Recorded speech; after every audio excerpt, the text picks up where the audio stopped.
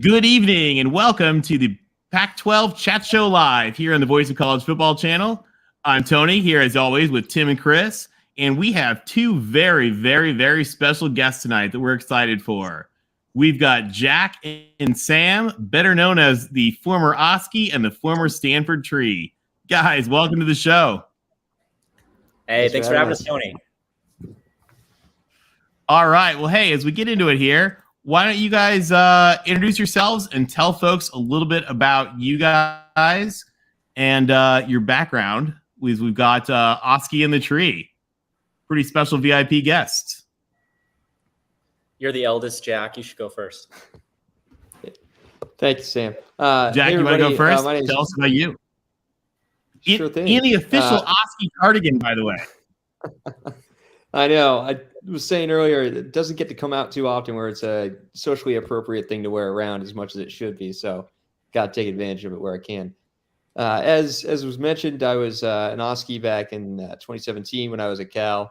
Have been a huge Cal football fan my entire time at the school. To be honest, actually didn't know much about Pac-12 before I ended up out at Berkeley. So maybe not as well seasoned and soaked in Pac-12 tradition as some folks might be in the audience or the rest of the folks on the panel here, but really excited to be here, and thanks for having me.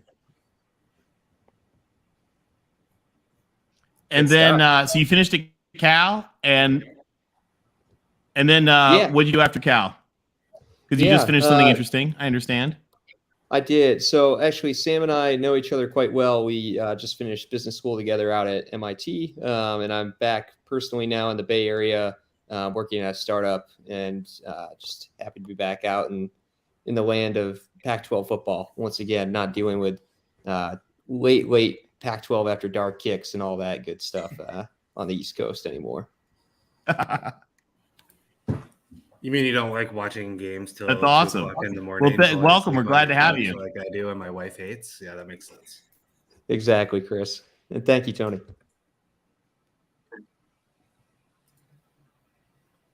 Great. I'll kick it off. All right, Mr. Tree.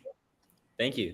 I went to Stanford. I was the Tree in 2016 to 2017. That was the year. That was one of, let's say, 10 years the Tree got suspended and the band got suspended, so we had some fun. But I grew up in Atlanta, Georgia. Went to Stanford, graduated 2018. I worked in Hollywood for a little bit as a product manager for a streaming service, and then met Jack at MIT for business school, and we just graduated. Now I'm in Houston, actually working for a sports ticketing company called Eventellect, so still within the sports world, trying to make Stanford a client, but not yet the case. I don't have as much pull as I thought I would, but give me time. Tell us about Channel Tree Sports. Oh, right. And that's the handle you see here. So a buddy of mine and I, we started a Stanford sports website called Channel Tree Sports. You can check us out, channeltreesports.com. And we just cover Stanford. We cover the football team, men and women's basketball team, occasionally the baseball team. Admittedly, we originally created the site when Rule of Tree, a similar website that Vox SB Nation used to run, sort of shut down after a new California law passed. So we sort of filled the vacant space there. So we've been traveling to tournaments, 3, 4, 5 times a year. Went to the College World Series a couple years ago. Went to 2 women's Final Fours, including the San Antonio one where the women's team took it home. So that is my current, biggest lifeline to Stanford sports. And we tweet a lot. And we also have a good rapport with the Tree Twitter account, which I also highly recommend following. It's just beautiful vomit of nonsense. At the Stanford Tree is definitely one of the great accounts. At the Stanford Tree, we couldn't get. We got DA, the Stanford Tree. That makes it legit. Who is the Stanford Tree? Did you ever find out? It was another tree like 5 years, 6 years earlier, and they forgot their password. They had forgot their password. Twitter account went away. What's up for debate is if it's actually just Sam tweeting back and forth to himself. Hey guys, the whole time, I'll never tell. Don't Don't laugh because there's a lot of Big 12 fans who do that with multiple accounts. They've got all some right. So, theories. guys, today was a big. It's very true. They do. Today was a big news day. First of all, actually, thank you to Larry Pilgrim for the super chat saying "Go Utes." Definitely go Utes, Larry. Guys, today big news. We got Pac-12 Media Days coming up this week, and the narratives are getting really, really interesting. Coach Prime is not going to be there, but Colorado came out with a little bit today and tried to shut down the Big 12 rumors, pointing out that they intend to stay members of the Pac-12. They expect to have a big discussion tomorrow on media rights with the president. The CEO group is meeting. And the chancellor said CU's goal is to stay within the Pac-12 and have a media deal coming up shortly. And I believe the presidents and chancellors of the Pac-12 are together on that. And then the Colorado chancellor pointed out that he has not had any direct negotiations with Brett Yormark or with the Big 12. So what do you guys think? Does this sort of start to put to rest some of the nonsense we've been hearing? I mean, I absolutely think so. But how many times does a chancellor have to come out and say that Big 12 defection rumors are false before people start getting the picture? Is this like the third chancellor who's had to say something? So I think it's about the eighth. Yeah. Eighth, yeah. Including he's already said it before too.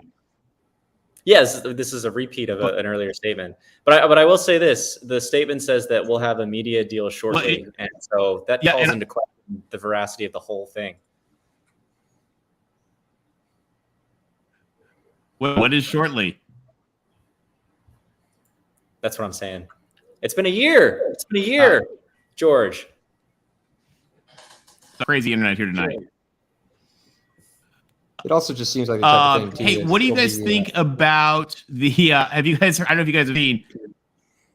There are articles already questioning: is DeStefano lying?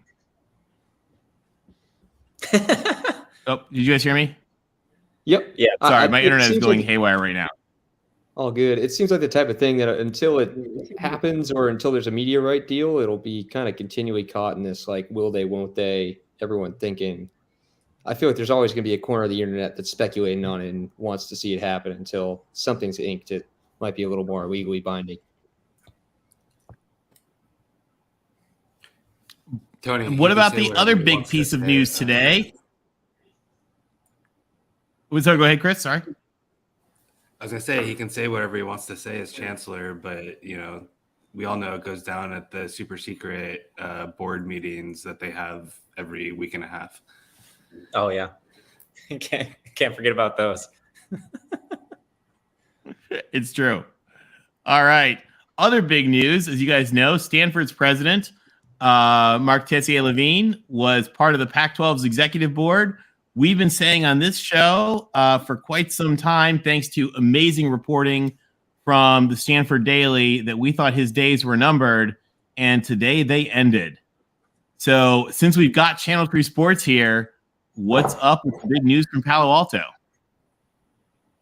Yeah, Tony, I got to say, I've been watching this story for a while. Really excited that it happened. I grew up with, when I was at school, we had President Hennessy. He was just a fantastic president, and he understood the school really well. He had that sort of entrepreneurial spirit, that like irreverence that I think Stanford really is all about. I'll give you an example. When I was the tree, or when I was trying out to be the tree, for those of you who don't know, you have to do, you can look, it's on Wikipedia, on the Stanford Tree Wikipedia, but basically you have to do 2 weeks of weird stunts to earn your spot as the tree. There's only one a year. And so your predecessor watches all the stunts and selects their successor. So one stunt I did was I buried myself in a pot for 48 hours in our open plaza. It was cold, but a blast. We can talk a little bit more about that later, but President Hennessy would visit me every morning at like 5 a.m. on his way to the office.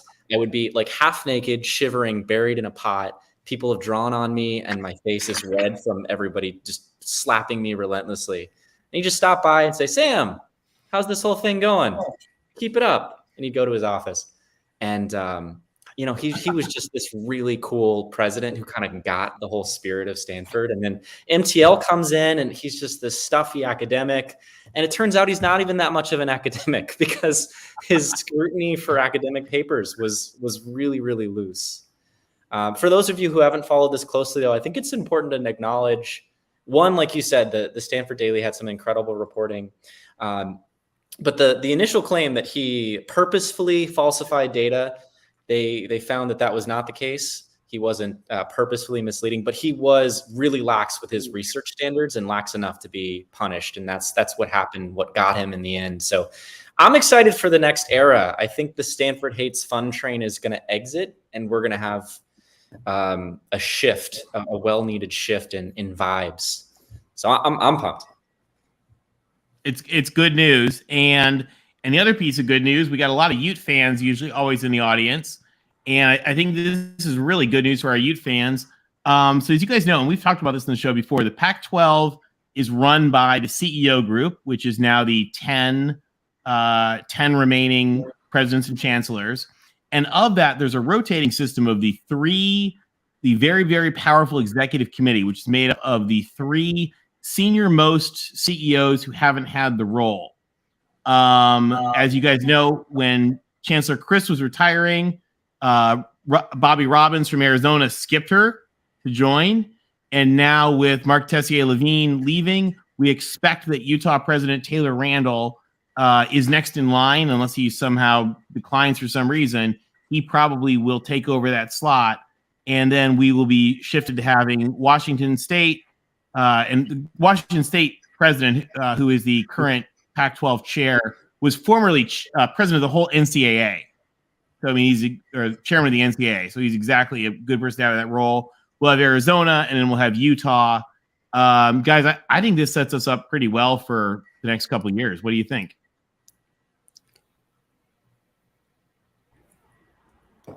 Oh, you, Jack, you take this one. Yeah, I mean, I think it's a great slate of schools to have in charge. I think really, like we were talking about too, just a unified front will be doing us pay dividends for the Pac-10, Pac-12, whatever it'll end up being. I think to your point, just the credibility of Schultz is really great. Nice to see Utah in there too, and just how much credibility and recognition the program's gotten lately to have their interests, I think helps strengthen the entire pack there. Definitely a little bummed to have Cal passed over, but I think everything that Chancellor Chris has done for the university internally at Cal is more than enough in our perspective to forego that opportunity in the CEO group for the moment here. Well, I mean, the whole conference was founded by Cal. So, and in fact, speaking of that, I don't know if you guys know, speaking of Cal, Dr. Seaborg, who was the Cal chancellor, who was the guy who founded the conference. Do you guys know, is he a character in Oppenheimer? Has anybody seen it yet? Has anybody seen previews of it yet? No? Comes out tomorrow. Okay, well, I'm curious because a bunch of the very core key founders of the PAC were really heavily involved with the Manhattan Project because the University of California ran that. I mean, Oppenheimer was a Cal professor. So it'll be interesting to see. We may have some football tie-ins. I'm going to try to see it this weekend, and we'll find out. There was quite a bit of shooting on it'll be kind of interesting. All right. Yeah, I heard they did a lot of shooting on campus. So that'll be kind of cool. But guys, all right. So now we have special guests here. Talk to us about what it was like. Jack, so we heard a little bit about the tree. How did you get to be OSKI?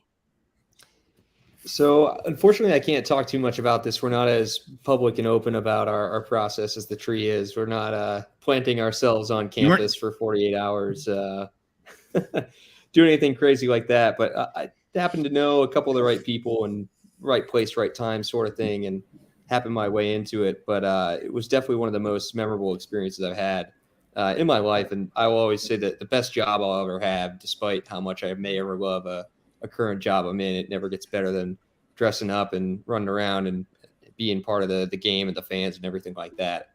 I know that's probably not super satisfying to talk about the process, but not something. Let me frame it a little bit differently for you, Jack. Tony, it's a secret club and you're not invited.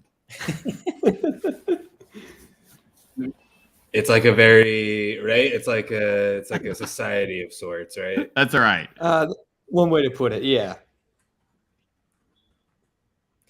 What do students know? Like, Is there only one OSKI at a time, or is there like a posse? The official phrase is there is only one OSKI. Okay. As far as what students know, I think it ranges. There are, as you've probably known across the internet, OSKI is beloved or feared by a lot of people for various reasons. But I think it's fairly disconnected from a lot of folks, and it tends to remain fairly in the shadows. What about what was it like being on the sidelines? So we're gonna go through the schools in just a minute, but do you have a favorite and a least favorite of the schools that you got to see?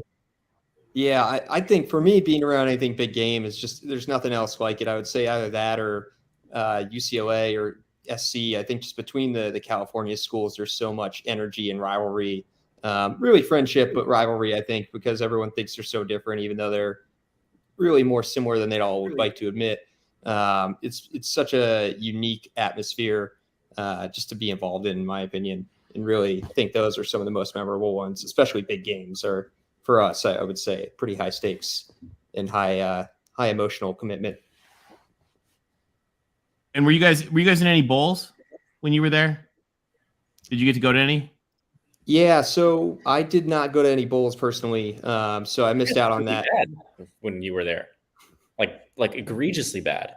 I became a Cal football fan through a 1-11 season, so I've always said it can't get much worse. It can only get one loss worse, to be specific. But definitely, we didn't get any bowls, although we did get like some fun on the road basketball games. Like I remember going up to Golden One Center when that first opened up for Sacramento Kings to do an opening game there against SDSU, which was a really cool experience.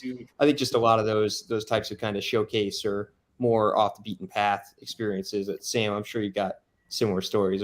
They're pretty unique and interesting situations to be in. Yeah, you really do find and yourself. the folks in the chat. Go ahead, Tom. Sorry. No, you go. What were you going to say? I was going to say to folks in the chat, and sorry, I have a weird internet lag. Jack is wearing the official OSKI cardigan.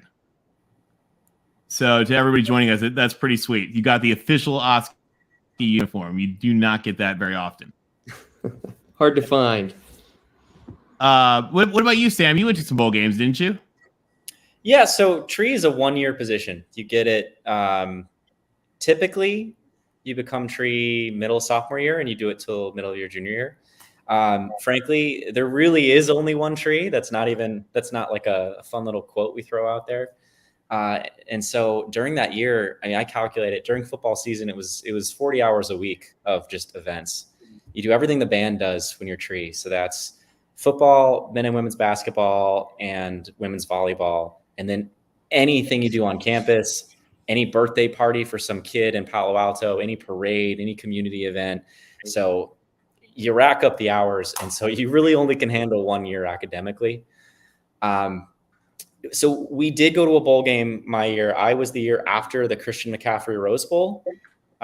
We made it to the Sun Bowl, so we fell quite a bit. But the band got suspended in December, so we actually didn't get to travel for it.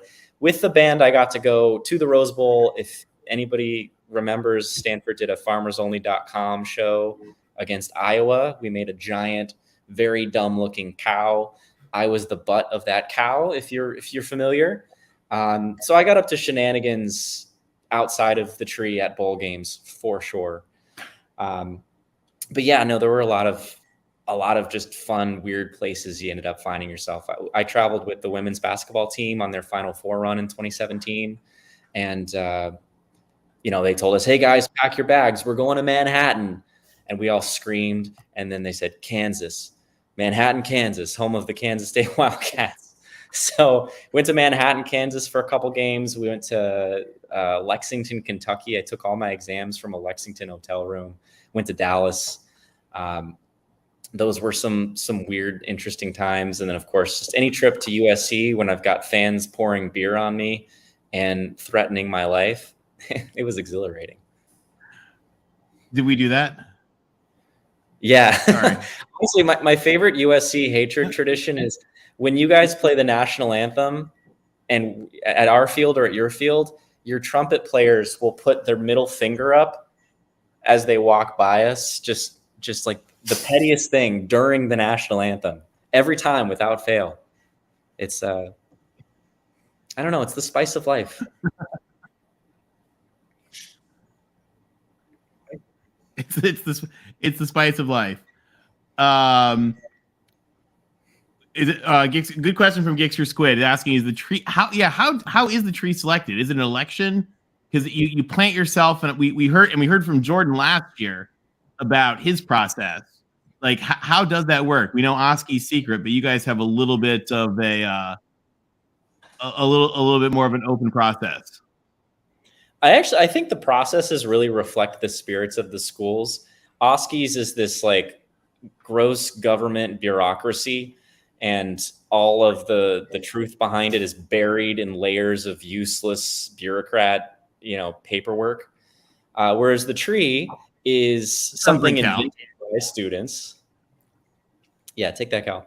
The tree was invented by students in the 70s when there was no mascot. We were the Indians originally, and then the students voted that out, and it went a couple years without a mascot, and then the band made up the tree as a joke, and everyone loved it. It was just somebody's costume they made out of paper the night before, and then they kept wearing it to games, and they passed it on to somebody else, and they kept wearing it to games, and eventually what happened was a tradition was created where somebody would pick the next person to be the tree, and that selection process grew bigger and bigger. The result is, as I sort of alluded to earlier, a 2-week period of what I like to call self-hazing. You come up with weird things to do in public for the whole student body to see. You do those things, and then the person who is currently the tree picks their child unilaterally without any sort of advice or consent from a student council or the band or anybody else. And then the new kid gets to make their own costume, ideally one that is just a complete nightmare fuel. And as somebody in the chat mentioned, 2 front-facing eyes. That's an apex predator. Don't forget it. So that's how it happens. And we've had some crazy stunts. Again, I recommend the Wikipedia page, but like somebody got shot with a bulletproof vest on, allegedly. I'm going to say allegedly after all these. Somebody ate a vinyl record and pooped it into the San Francisco Bay, allegedly. Somebody recently allegedly played a game of Operation in which every time they buzzed the side of the Operation board game, they were then tased by a former tree. This is an idea that a kid trying out for tree came up with, and it was like a blast, and everyone thought it was hilarious, allegedly. So there's just a lot of creativity. We've seen tree houses, we've seen dunk tanks, we've seen somebody applied for a job in the Trump administration just to like turn it down, take the emails, tape them to their back, and play a game of darts on their body. I mean, it's just weird stuff, allegedly, but it's fun and goofy and strange. I guess the last one I'll mention is this one guy built a giant metal bowling ball that he put a seat inside. He welded this together. He strapped himself in. He made large paper mache bowling pins, and he had former trees bowl with his body to their heart's content. So there's just a lot of goofy, fun, free-spirited nonsense. Now, this is your tree here, isn't it? Yeah, you picked a great picture, and it's in front of OSKI, so I really appreciate that subtle nod. Tell us about the inspiration for how you designed and like envisioned your tree different from the others, because yours is one of my favorites. Thanks so much. Yeah, like I said, you have whoever the tree is can make whatever costume they want. I can share an article with you to tweet out later of like the making of the tree. It's a process. I had to learn how to sew. My friend he actually took a 2-unit class to weld the frame. But I grew up in Atlanta. We have magnolia trees there, southern magnolias. And so I wanted mine to be a southern magnolia. It's not pictured here, but I had big flowers that I'd put on for each game. And then my tree's name is Hugh. That is a reference not only to its many colors, but also to David Hughes, who was the man who came up with the golden spike that they pounded into the Transcontinental Railroad. And that was a marketing idea that Leland Stanford, the school's, the husband of the school's founder, or one of the founders of the school, came up with years and years ago. So he actually hammered in that golden spike. The spike's, I believe, in the Stanford Museum now. So I went for sort of a Gilded Age robber baron look with a gold tooth and like a monocle, a big old, weird mustache, which, God, that was so hard to sew. I took forever to make that mustache.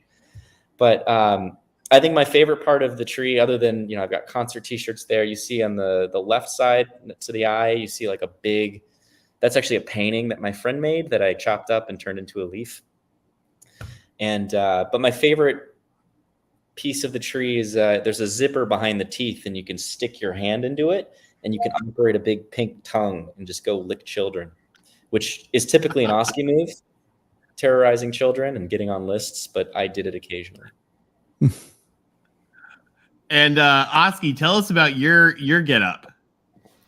Yeah, so I mean, pretty standard year over year. I mean, I think the face and the head has been, God, it's got to be at least like 30 plus years. It's been pretty much the exact same thing. Oh, it's older than that, I think, isn't it? Yeah, well, so there's been different iterations of it that, like, if you look up like really old, like if you're over at Cal Memorial Stadium, they've got like kind of like a OSKI over time in some areas, and the original like paper mache head was probably one of the. Sam wants to talk about Nightmare Fuel. That's probably like whatever people were doing back in like the 30s, 40s. Like there was some crazy stuff going on with what they were making for mascots. But yeah, I'd say it's kind of what you see is what you get. You got a cardigan, some pants, and some gloves, the hat, or the head rather. I think the fun thing, like Sam mentioned, he had a big pink tongue. We have there's a little hole in the eye where we use to drink water because it gets pretty hot in there. And Water. Obviously, that straw could be used for a lot of things, but we ever only used it for water. So. I've been to some alumni events and I've seen other things drank through that straw other than water. Yeah, well, you know, like how you have like Noon or all those other like hydration drinks that change the colors of the liquid you're drinking now. It's really just colored water, some other flavoring in there sometimes, but no, it's a good time. Some really big shoes too. Yeah, you do have the big. We don't have the big shoes in here. Yeah. All right, guys. Well, hey, let's have some fun for just a minute. We want to know what the Tree and OSKI think of the other Pac-12 schools and fan bases, and feel free to be as brutal as necessary. You can add in some good things if you want to, because you guys have seen all these schools. You guys have a perspective that nobody else has. So we want to know. Give us the lowdown. Talk to us about Arizona. What are the Wildcats like, Miss Wilma? Well, just as a final comment on Jack's water funnel, I think that's so funny because the Tree gets breathalyzed before every football and basketball game, and it's just what a sharp contrast. If you don't blow a 0.0, you get sent back home. Oh, we do too. Oh, you do? Oh, well, good. Okay, cool. We have that in common. That's why we drink water. Right. To hydrate. It's great. Yeah. Well, I mean, wasn't one of your predecessors arrested at Maples Pavilion? Oh, yeah. For disorderly conduct? Okay, well, to be fair, like I think 5 trees have been arrested. One at the Fiesta Bowl for shooting a firework at a woman, but the one you're thinking of, Erin Lashnitz, who's now a veterinarian, she blew a .16 while on the field, on the court, and stealing cow banners and signs from students, and then got arrested on the court. That's amazing. Good stuff. Erin, you're great. Big fan. She's an icon. That's awesome. Yeah. 52 Labs asking, can we ask questions? Sure, guys. If you have questions, chime them in the chat. We'll try to get them up to you. If you do a super chat, we'll make sure that they get them. We'll try to get them to them. But first of all right. So what do you guys think? What about Arizona? So my personal opinion, best mascot threesome potential between Wilbur and Wilma.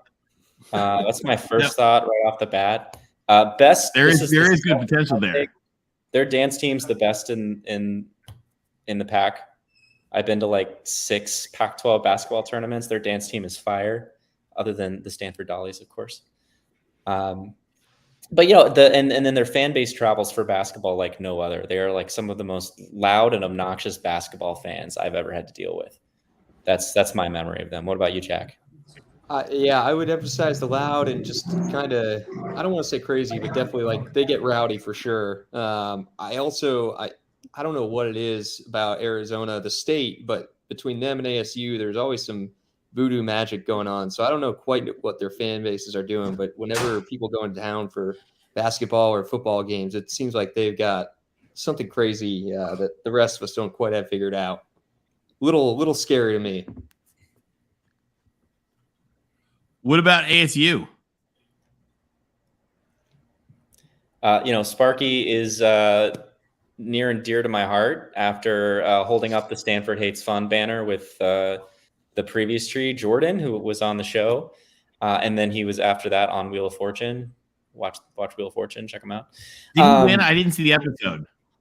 I haven't seen it yet myself. I'm plugging it. I want to see it. I'm a fraud. But no, ASU fans, I'd say very similar, but like a little bit more ratchet than the Arizona fans. Like they go a little bit harder. They drink a little bit more. They're a little bit gruffer and rougher around the edges. That's my vibe. And they've offered me the most drinks of any franchise while I've been in the costume. So can't go wrong. All right, you can't go wrong with that. That's interesting to hear you say that they seem gruffer to you. I would actually flip-flop that between the two. I feel like Arizona, U of A has always been like rowdier and going a little harder whenever I've run into them. But I'd say they're pretty neck and neck. Similar, like Sam was saying, definitely some similar energy for sure. All right. What about Cal fans from the Stanford perspective? I got to say, like, we're more similar than we are different. As much crap as I've been giving Jack, and we'll continue to give him through the rest of our storied friendship. Big Game is so fun.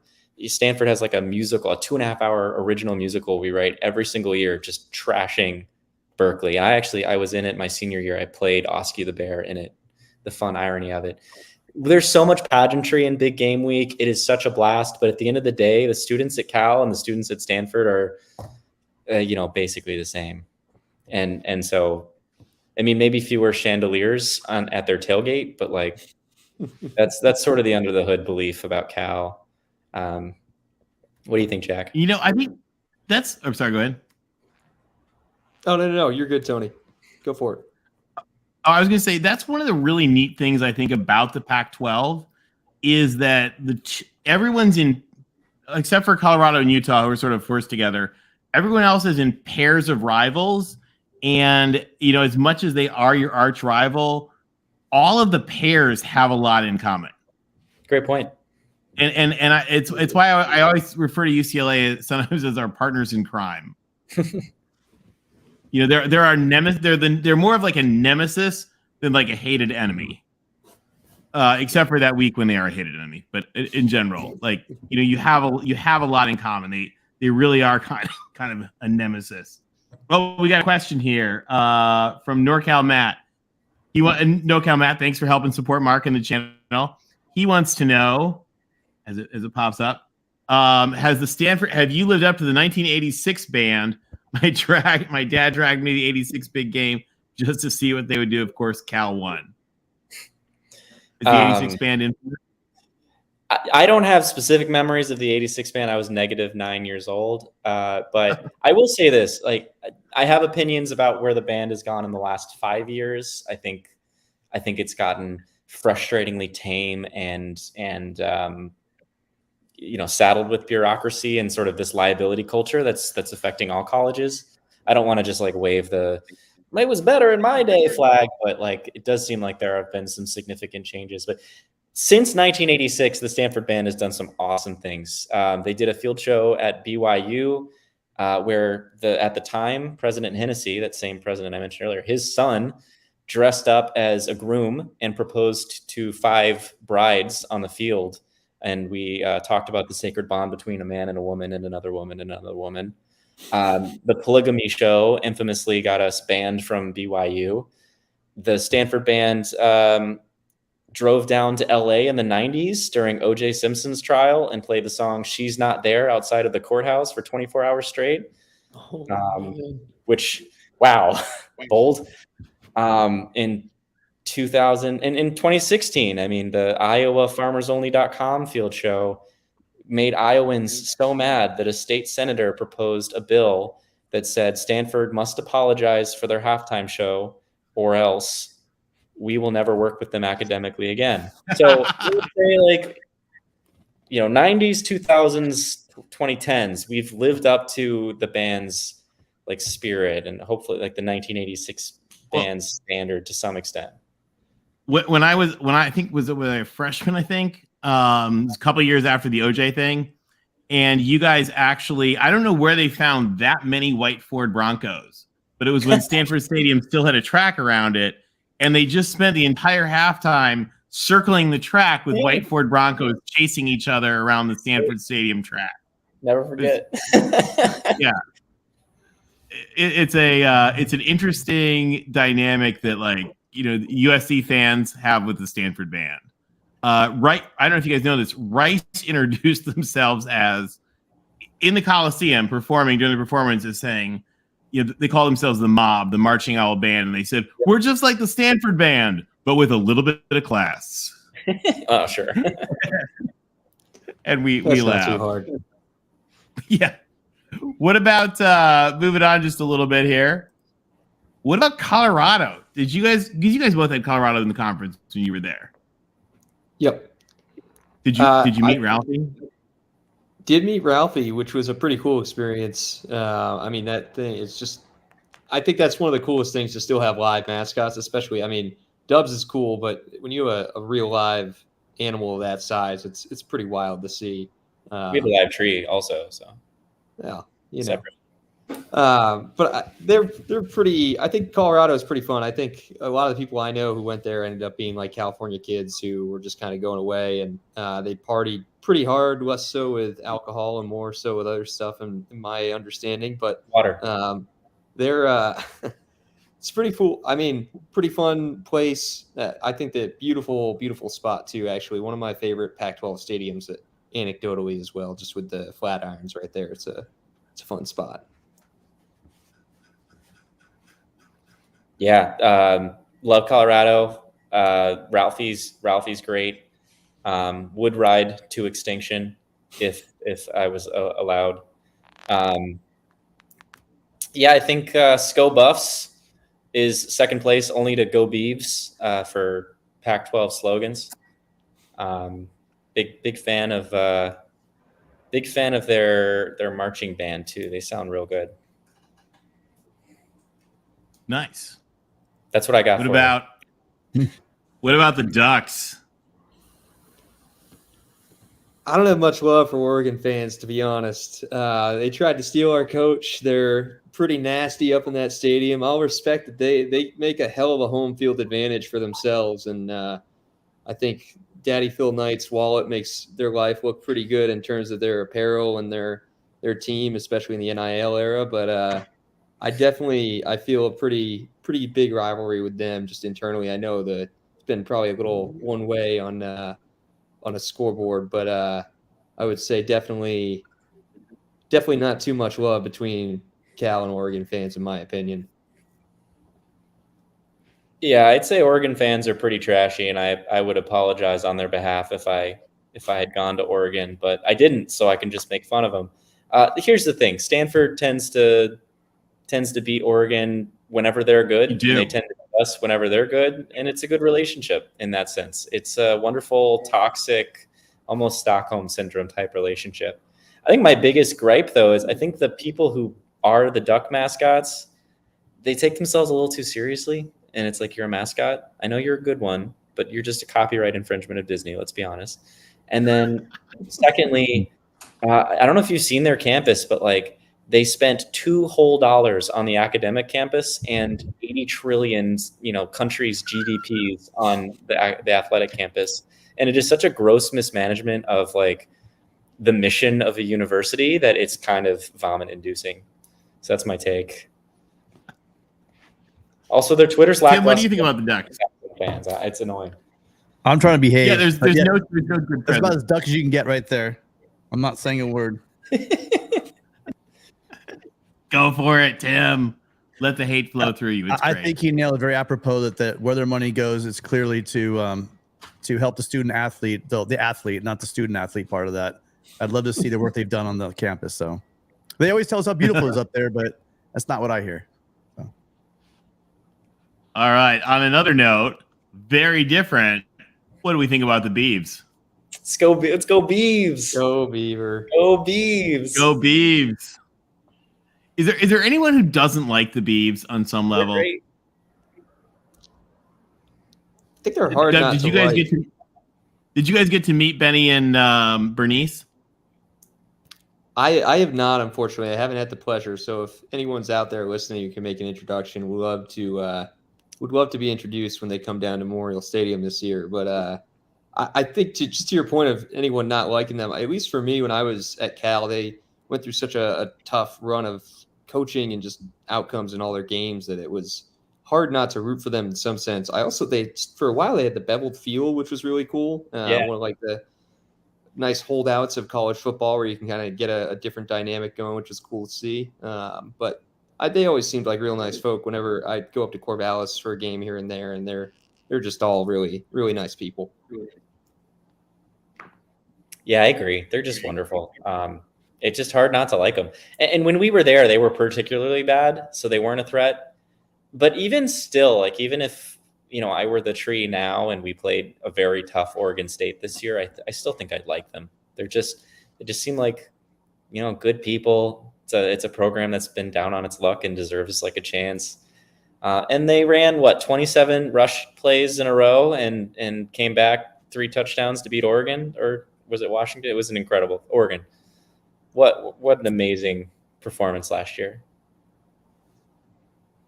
We had a rough time. I understand the fans were not as welcoming to USC last year as their reputation has. They wanted that win. All right, moving on. It's interesting. Every time SC's last stop at a Coliseum, at a stadium, is going to be interesting. I'm sure when they go up to Strawberry Canyon, I'm sure we're gonna get their best. This year we head up there, so be ready for it, fans. If you're going traveling, it's gonna be spicy. And probably Always true is. for USC, UCLA, Oklahoma, and Texas. I understand they're gunning for them. All right, Jack, talk to us about the arch rival. Yeah, I'll echo a little bit of what Sam said, just in terms of I think there's a lot of similarity between all the California schools, really. But I think, like we were saying, just between those rivalries, the one big point of credit I will give them is Stanford has a wet campus, which is, as an 18-year-old kid in college, is an incredible thing. And even as an alumni, where you can actually have space to go tailgating, makes for a really fun rivalry game experience. So I will give them a nice kudo for all that. I will say, though, on the flip side, for a school that for the longest time when I was there, Cal, you had to buy your own student ticket. You didn't have a free ticket given to you. Stanford fans had free tickets and still couldn't fill the stadium. None of them even went to the game. They were all in the libraries. And they would leave fraternity and sororities. I would hear from friends, they would just leave doors open. People would go in and you could literally just walk right into a house. They just had no care in the world and seemed woefully unprepared for the harsh realities of life outside Palo Alto. But I think they're doing all right now. Yeah, we used to laugh. Coming from USC, they have a Neiman Marcus across the street from the school. And we had like the trashiest, like nasty shopping center. And we were like, and they have Neiman Marcus or Nordstrom or whatever they had. Too funny. No, you got me there. It's that's accurate. I'm not gonna lie. It's funny. Like I'm now I run Channel Tree, and I was the Tree. I'm one of I would put myself up there in like top 30 Stanford fans right now in terms of like games seen in the last 5 years and watched. And even I, my freshman year, went to 3 games and left at halftime because I needed to do homework. So, all that to get an A they were going to Sad. give you just for being there. Yeah. Well, hopefully they'll give you guys something better for you. Hopefully.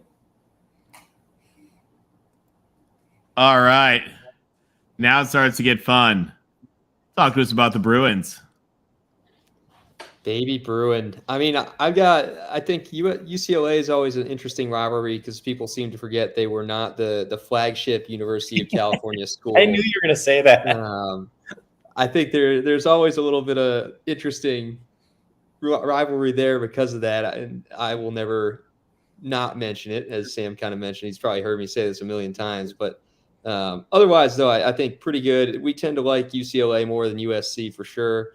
I think just a little more familial atmosphere there, but definitely some tense rivalries, especially with a lot of the transfer stuff going on. I know they sold one of our best wideouts, J. Mike Sturdivant, down there now, which is unfortunate for us. But yeah, I think generally pretty good fans. I would say actually to counter Sam's comment about Arizona's dance team, I would actually put UCLA's dance team up there as one of the better ones. So their high kicks aren't as good.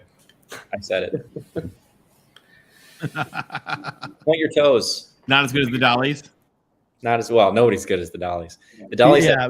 I think we asked America right now, a little poll: Dollies or Song Girls? Which one are going to win?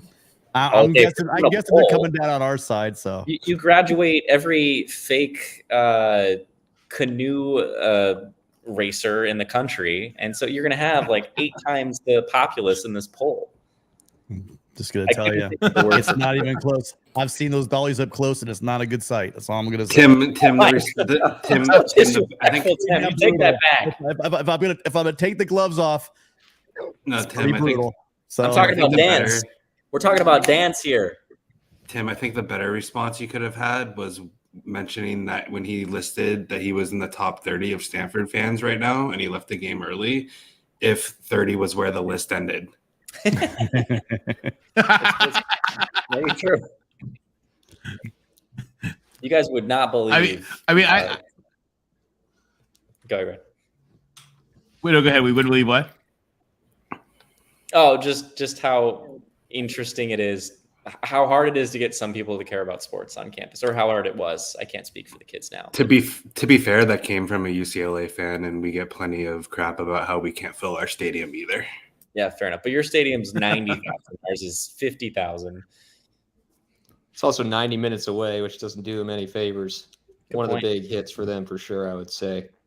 90 minutes in LA, that's a mile and a half? Yeah, it's down the block. All right. I got to brace myself for this one. Dun, dun, dun, dun, dun, dun, dun, dun, dun, dun. Just before you get started, I just want to let you know we literally lap up the anger and tears from other schools. So please bring it on. It'll be fun.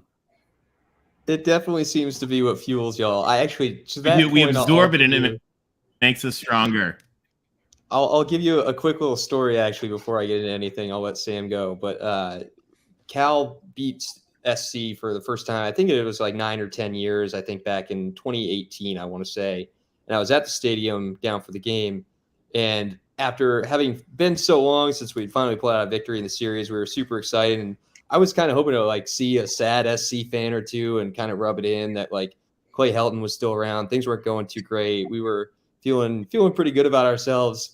And every SC fan was so damn gracious to me.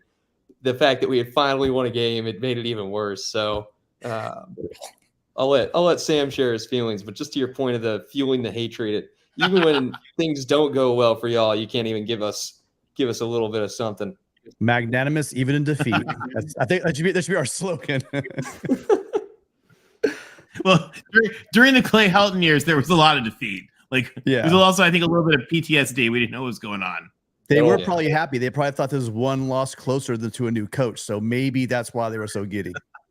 The Cal basketball approach. Yeah, exactly. The Mark Fox approach. We won 4 games 2 years ago, and one of those games was USC, and we got Clay Helton fired, and that was such a Pyrrhic victory. I loved Clay Helton. He was a brother to me, family even. I want to name my son Helton after him. And the L in his name really spells it all, you know? Yeah, USC, I don't know. I don't really think about him. So I'm just going Even better. All right. What about the Utes? The new kids on the block. Winning games, going to Rose Bowls. I got nothing but love for Utah, which I don't know if I'm allowed to say that, but I've been a big fan of just everything they're doing out in that program. I think it's really cool to see what they're doing. I don't really think anyone dislikes them in the Pac. I don't know. Like you said, there's kind of not a native rivalry there. And I've always been of the opinion that Pac-12 will continue to consume itself and prevent ourselves from ever doing anything successful, because as soon as someone gets a little far out, like they might finally climb out of the cage, someone grabs their foot and yanks them right back down. Baby. So I think they're just kind of they're really exciting to watch. It's been fun to see him, especially Cam Rising. It's been cool to see the way he's been playing the last few seasons and coming back to support the team still, not just leaving. On that note, there was a fake like BYU Twitter account that was trying to harass me with some stuff. And I laughed. I was like, they were like, oh, I went to Stanford, blah, blah, blah. And I just saw, like, I looked at their past tweets and all they did was rip on Utah. I was like, oh, you didn't go to Stanford. It's a BYU account. Nobody from Stanford hates Utah that much. Nobody from Stanford cares about sports enough to hate another team other than maybe USC. It's true. It's true. That's funny. Swoop, really like just bad mascot design. It's not related at all to, it doesn't seem related to the team or the state. I really have issues with Swoop as a concept. I mean, I'm glad they don't have an Indian out there, but Swoop is just a bad plugin. Let's get our smartest people fixing that. But no, I'm similar to Jack. Nothing but love for Utah. I root for them every year when they play BYU in the Holy War. I don't know why I have beef with BYU. Maybe because their fans are horrible on Twitter. But and then I'll say this too: their Rose Bowl helmets and uniforms were some of the coolest and cleanest I've ever seen. What's a Rose Bowl? Look good.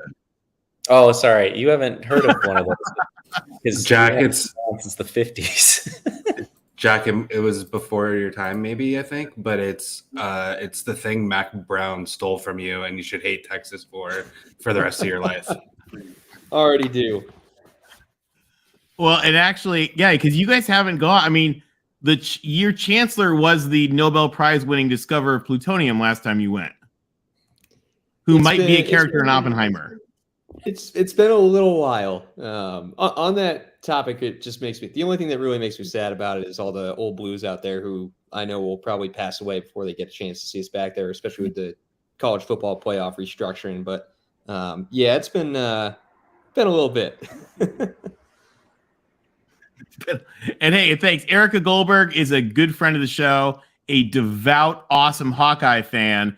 Erica, Sam is very familiar with the infamous Farmers Only halftime show from Stanford. She says, bet we have a chip on our shoulders heading into the game with them this year. Hey, we want to beat them both. And Cal is actually USC's oldest rival, going back from before there was a UCLA. So it's gonna be a wild one at Memorial Stadium this year. Thank you, Erica. Well, and go ahead, and Zach. Right? Actually, Stanford's number 2. I think it's like 108 for Cal. Stanford's like 102, and then it's UCLA that comes in third. Wow. For the number of games we played. But by the way, Erica, go Hawks! And you know what the thing is when we do play everyone this year, it's really gonna be like, I feel bad. It's like we're like the parents leaving our children behind. There's a level of like, I'm worried about them as we leave the Pac-12. I'm sure they'll be fine on their own. Oh my God. Hey, we got an awesome super chat here.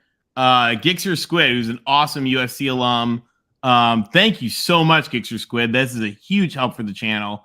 Mark sends his thanks too, I'm sure. This is a great question, guys. He says, what advice do you guys have for future mascots? And Gixxer Squid, thank you.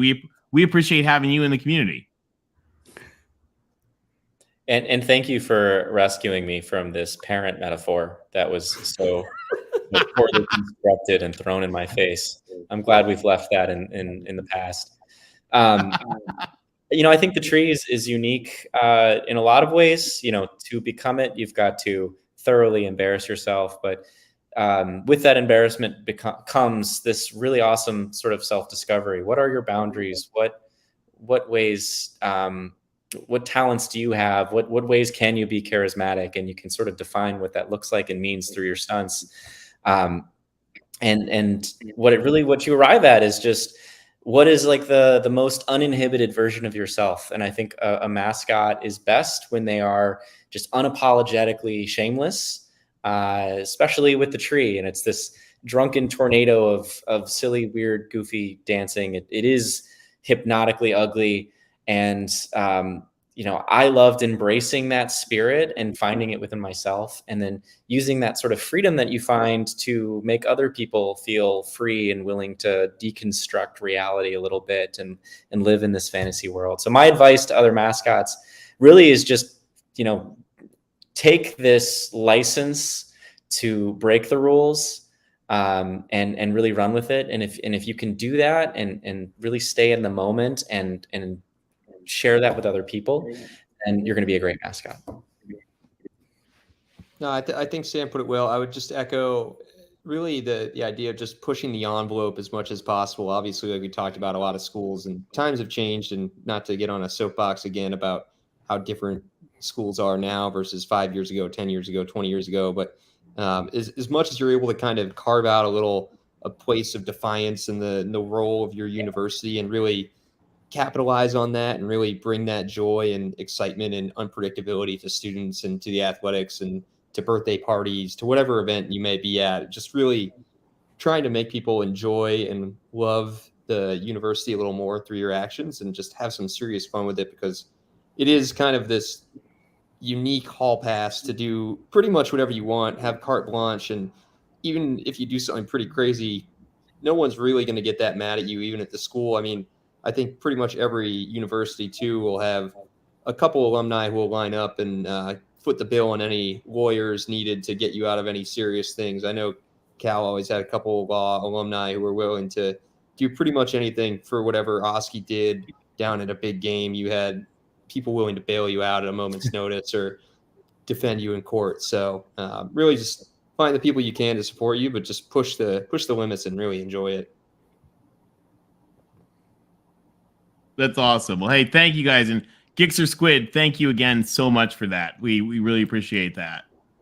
And Slap Happy, thank you for the super sticker. We appreciate that too. All right, moving on, guys. Heading up to the Great North, as my computer's being slow here. What about the dogs? Now, have you guys met Dubs? I have met Dubs, thankfully. Very exciting. Sam, I haven't. They wouldn't let me near him. Legally speaking, not just because he looked freaking. I think he would have tried to pee on me, let's be honest. I have a younger brother actually who's at UW right now. I think they're a pretty fun place to be. They've got a heck of a program. I think they're another school that, for some reason, no matter how bad Cal might be playing, we always seem to show up and play pretty well. I've seen some great games that get finished in the wee hours in the morning in lightning, which is just some crazy experiences like that. The fans are pretty cool. I think they probably have one of the stronger alumni bases that students almost have to fight their way into games, which is pretty interesting to see compared to a lot of Pac-12 schools where students seem to be the lifeblood of a lot of it. But I think also the tailgating. What's not to love about being able to go drink on a boat before a football game and then walk right in, walk out during the game, drink on a boat some more, go back in. So they've got something figured out up there for sure. Yo, so true. I love, drinking water on boats. Just sounds great. It's hydrating. Yeah. I lived in Seattle last summer while I was interning. Through your eye hole. Through the eye hole, yeah. You can put a flask anywhere in a tree. There's a million pockets that you sewed yourself, but I would never do that. Yeah, I feel the same way. Washington is That's a brilliant idea, by the way. Oh, I don't know. Maybe it's possible within science. No, yeah, I love Washington. I spent a summer in Seattle interning up there. It's just such a beautiful place and area up near campus, and like Jack said, the sailgating experience just sounds fantastic. And I didn't have a ton of interactions with the Washington fans, but I do remember when I was Tree, again, it was the year after the Rose Bowl year.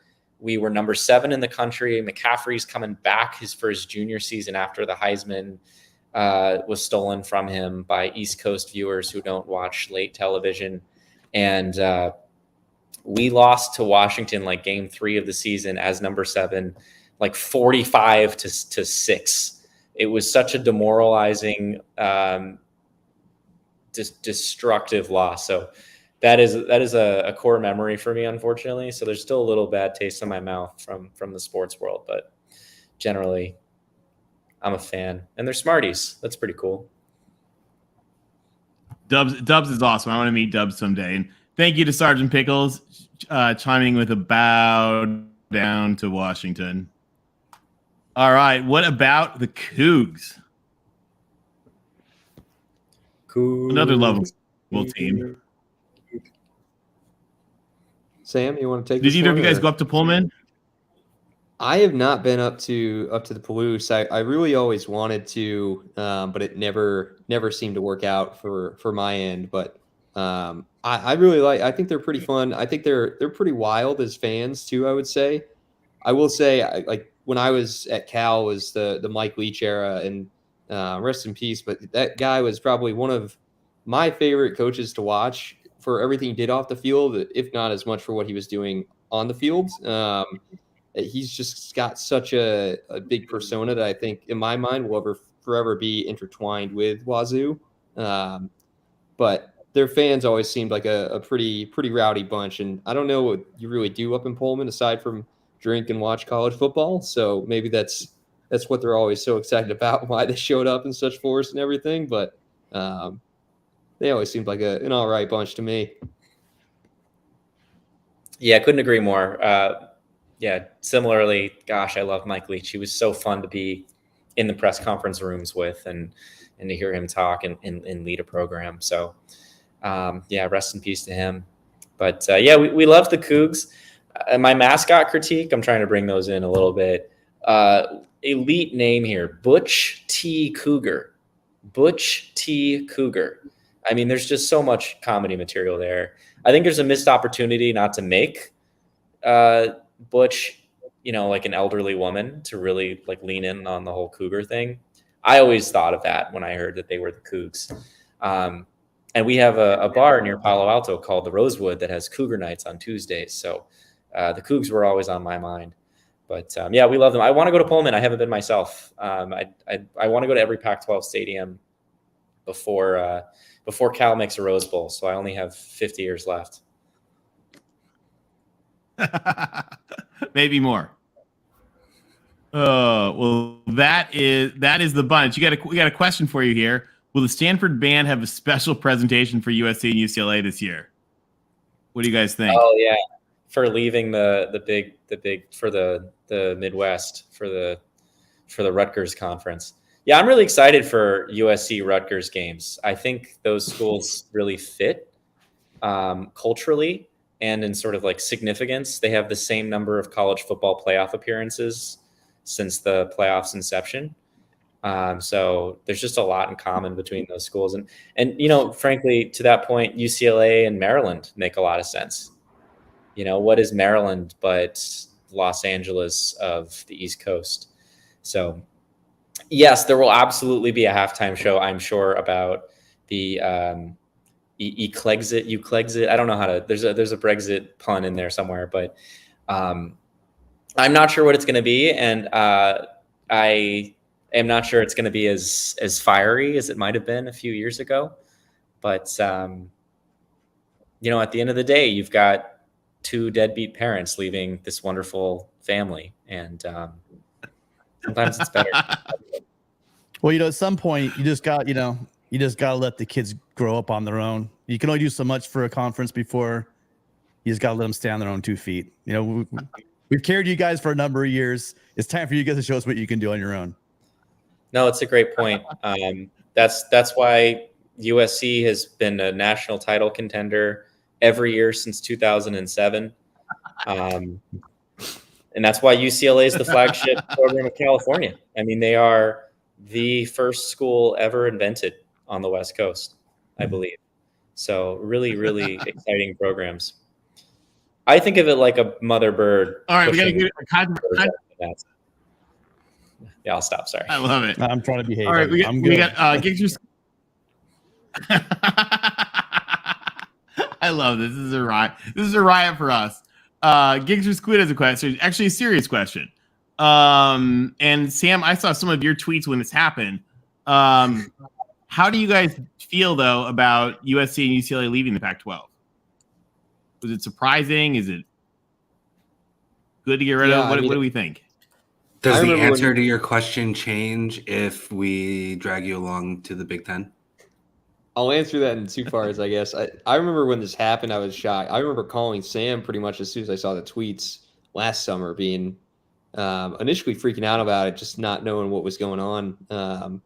I'm bummed. I think just like I was saying, for me, a big cornerstone of the Pac-12 was the original Pac-8 and the games and the rivalries that were played every year between the schools. I think just to lose that is a big bummer, and I think it's a little more emblematic of just the changing nature of college football in general, that we're losing some of that local rivalry and just some of the history between the schools at the cost of viewership and money, which I understand is a business. I understand they're optimizing for what they're optimizing for, but I think just as a pure fan perspective, I think there's definitely something lost there. And not that it's USC or UCLA's fault. I think they're just kind of chasing what everyone else has been for a little while, but it was definitely unfortunate to see us fall victim to it as a conference as well. That being said, if they were to bring us along with us, and if we could restore the Pac-8 out in the Big Ten Far West pod or whatever you want to call it, I think that'd be pretty fun. But it's definitely the end of an era, I think, for sure. And to keep the metaphor going, it was more like for the past decade, USC, with a horrible car crash that was the Pac-12, we were in the hospital and we left you guys the house, and look what you did to the house, kids. That's all I'm going to say. Yeah, it's fair. David Shaw did us no favors. He did you no favor.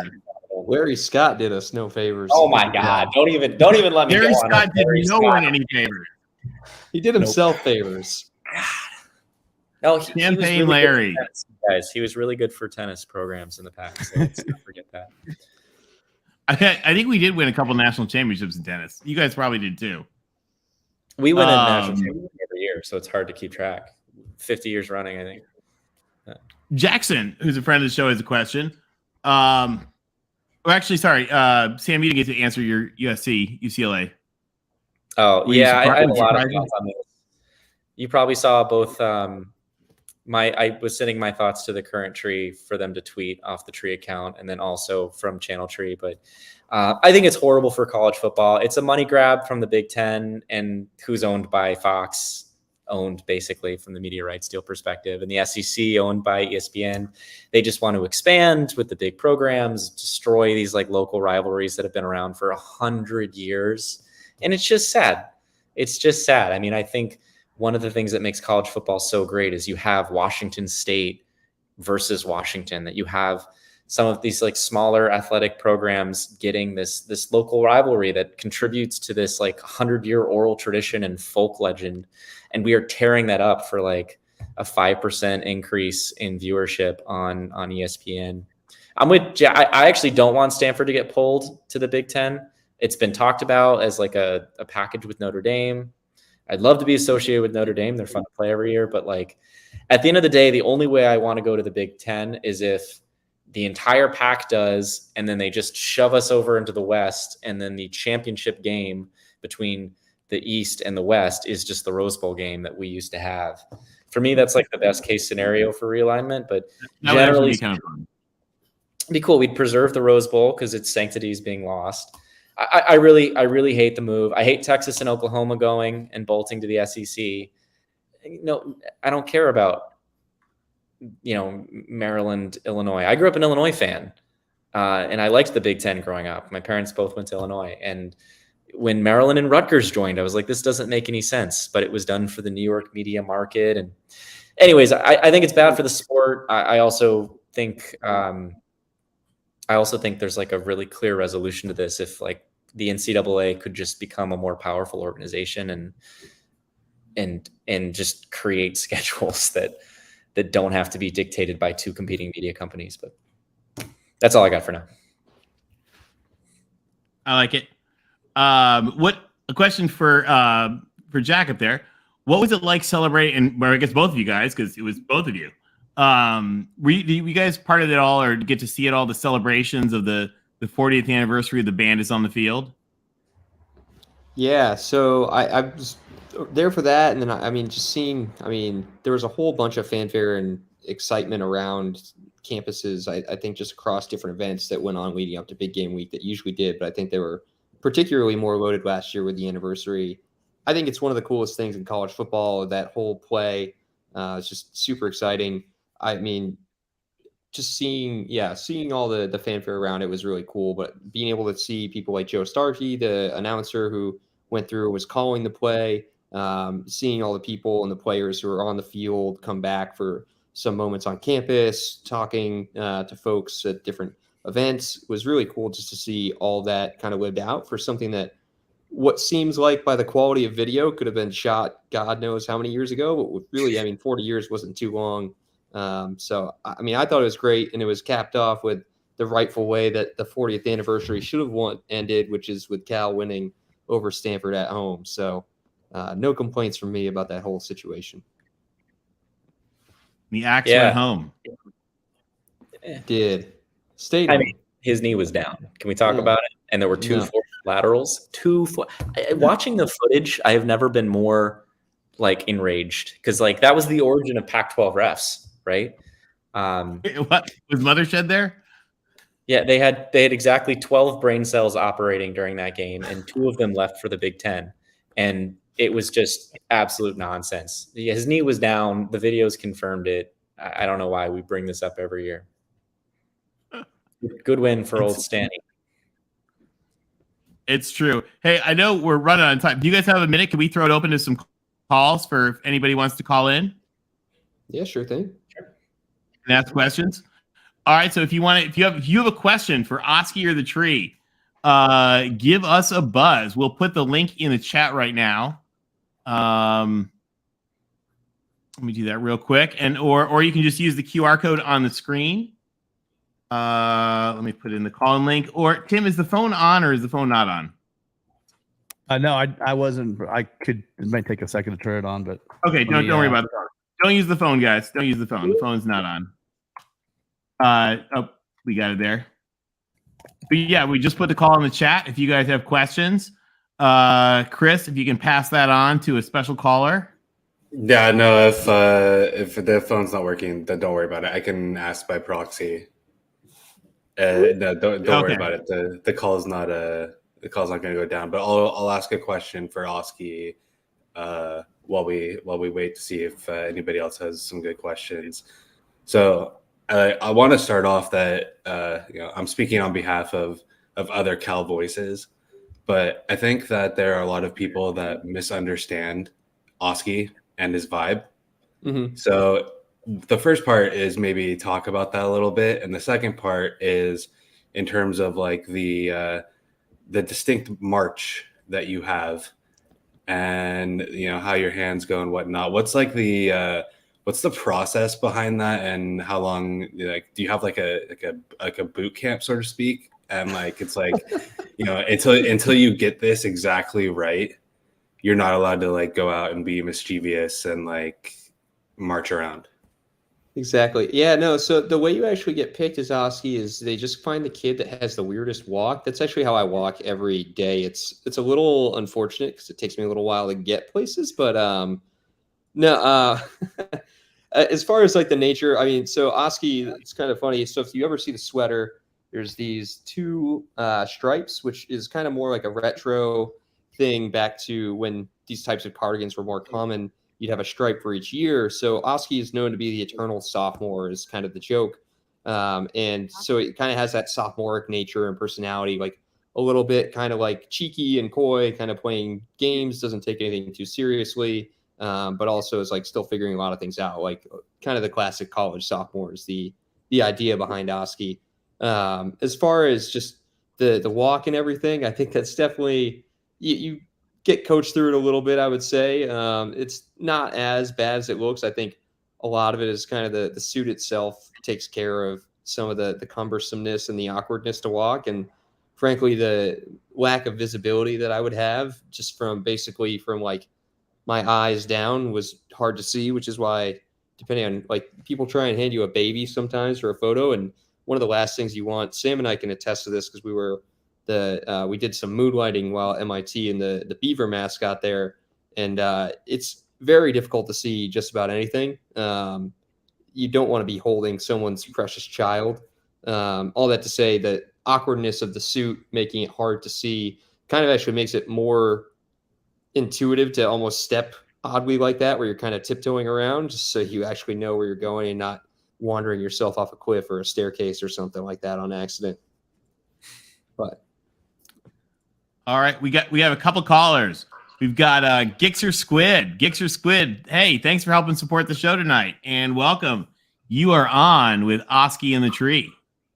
OSKI Tree, my pleasure. Thank you. I'm currently bowing at home, so I appreciate all you do.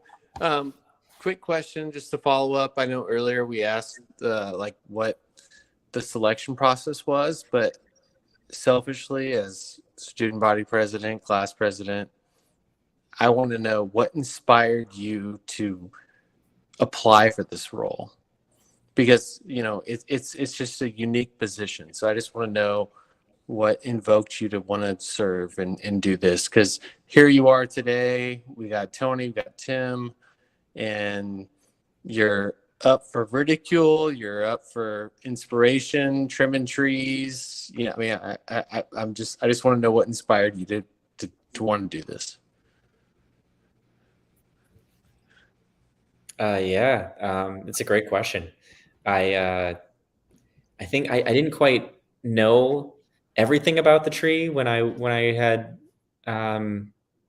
decided to go to Stanford. I think the Facebook post I made where I chose Stanford, I used a picture of the tree, which was prescient, I guess, at the time. But later I just kind of found out my freshman year that the tree was supposed to be this like crazy, wild, weird person who was unfettered by the rules of society. And I grew up, I went to a small Christian school in Georgia. And then suddenly I'm in the Bay Area in California, and I'm just meeting all of these new, unique, completely different non-Southern people. And I really had sort of an identity question I was facing.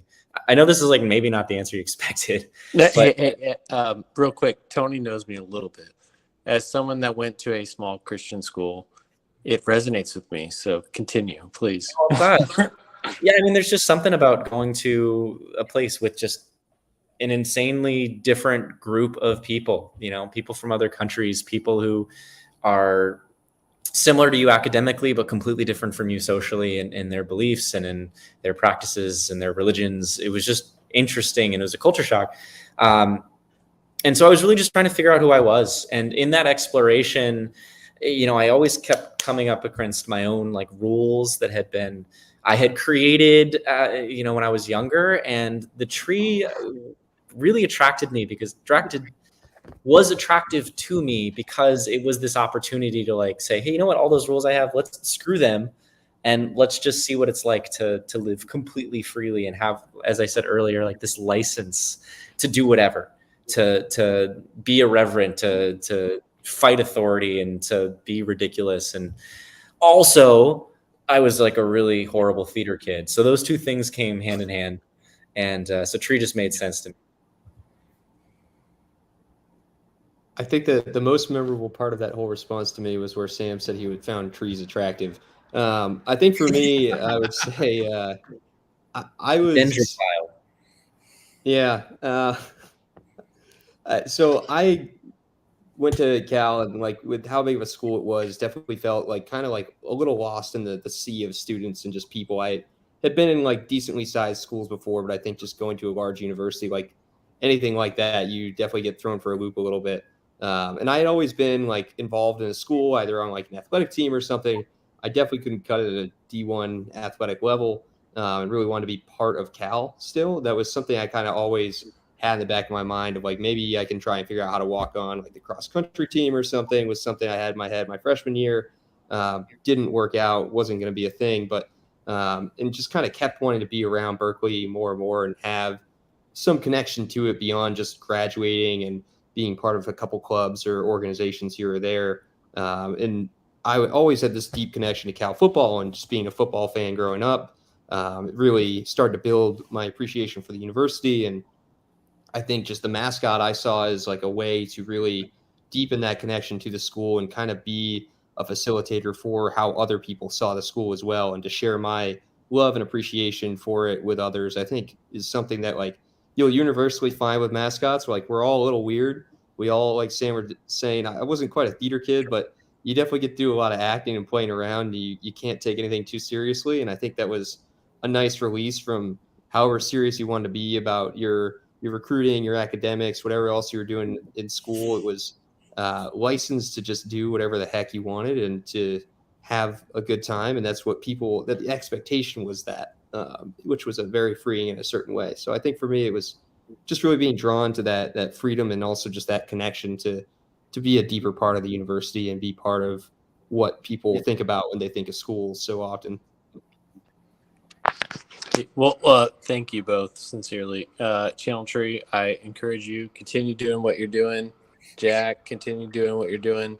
I will say I'm not pro Stanford, but Jack, you look like you're the president of the karate club. I'm just saying. I'm just saying. I like it, Jack. I like it. But anyways, hey, thank you all for taking my call. Tony, Tim, always pleasure. And continue what you're doing, guys. Sincerely. Thanks, Gixer. Fight on. Excellent. Great to talk to you. Horns down. Horns down. I just do all that. right. Hey, we got next up, we got Jackson Johnson, who's also another friend of the show. Jackson, you are on with OSKI in the Tree. How's it going, guys? Going great. Howdy. Channel Tree, I have a question for you, and this is a Stanford question. Well, a couple of them. One, what's your take on the Stanford president resigning? Yeah, we talked about that a little bit earlier in the show. I was never completely sold on President MTL. I don't think he really embodied the ethos of the university that I saw when I was there. And I, through my friends who are still there and current trees or trees that came after me, it just seemed like the fun was leaving Stanford, and that's like whimsy and irreverence was being shut down.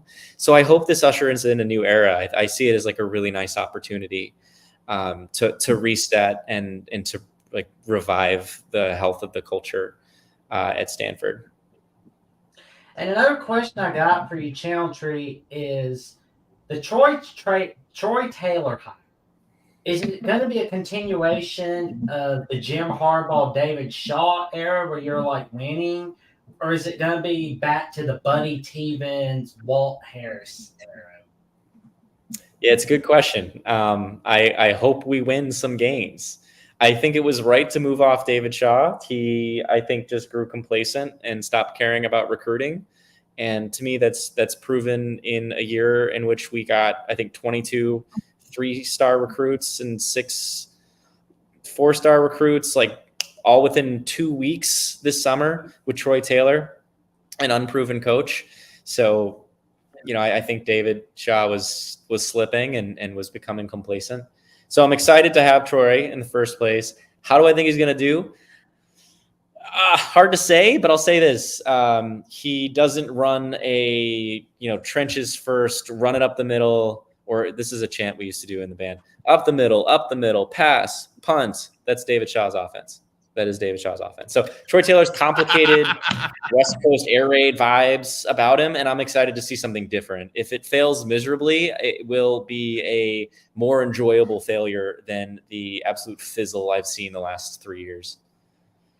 Well, I learned a fun fact about you tonight, that you were an Illinois fan at one point. That's pretty cool, Channel Tree. That's right. Yep. My parents went to the 1985 Rose Bowl with Illinois. So yeah, I grew up a huge Illinois fan, mostly basketball and football. I walked through the Ron Zook era. I bet you love that Juice Williams upset over Ohio State in 07. Of course I do. QB sneak on 4th and inches to clinch the victory. I know. Incredible. Yeah, Aurelius Ben, wide receiver, totally underrated, Big Ten. It was a really cool year. Oh man, Jack, I got a question for you. Thank you, Jack. Okay, go ahead. I was saying I got a question for Jack Sweeney. So I'm looking at the Cal defense. The scoring defense last season was 78. The rushing game was 63rd in the nation. The passing game was 122nd in the nation. And the total yards allowed per game were 110th in the nation. What can Cal do to get the defense up and going? Yeah, I mean, I think I'm definitely not a coordinator or coach by any means, so I'm probably going to say some basic things, but I think we've had some problems, I think, just on the defensive line in terms of depth, really defensive and offensive. Both sides of the ball for the line for us has been a problem for the past few years. I think we've been trying to bring some folks in over the portal and really get that together, but it's definitely been difficult, and I think just really doing the best we can to get our recruiting back for our secondary, which had been for quite a while was really up there in terms of the number of guys we had who were either getting to the league and just making really big plays at corner and safety. And I think we've got a good continuity here of just bringing back some quality linebackers that hopefully will be able to step up a little bit more, a little more experience. But I think a big thing is just getting a lot of keeping the injuries down, keeping guys in play, and just trying to handle our depth as best as we can for where we have some problems there. I'm looking to see if Cal will get that defense up and going. I am ready to see them go nowhere but up.